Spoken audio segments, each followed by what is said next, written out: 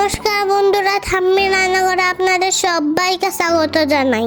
আজ থাম্মি এত সহজভাবে চিকেন কষা বানাচ্ছে যেটা দেখে আমিও বানাতে পারবো। ভিডিওটা শেষ পর্যন্ত দেখতে থাকুন।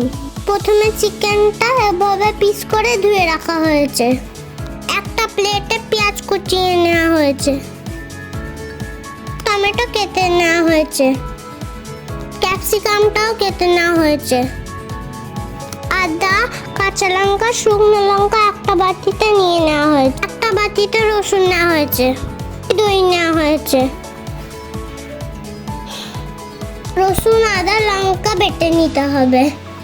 মশলা বাটা হয়ে গেছে, ধোয়া মাংসটা কড়াইতে দিয়ে দিতে হবে।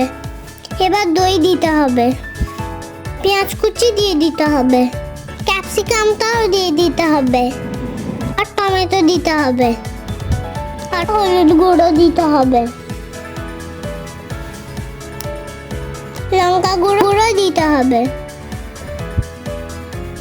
এবার জিরে গুঁড়ো দিতে হবে, ধনে গুঁড়ো দিতে হবে, বাটা মশলাটা দিয়ে দিতে হবে, 1 চামচ ঘি দিতে হবে, নুন দিতে হবে,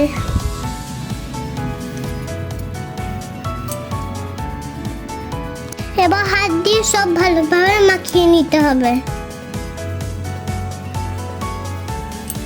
খানা হয়ে গেছে, এবার গ্যাসটা জ্বালিয়ে এটা 20 মিনিটের জন্য চাপা দিতে হবে।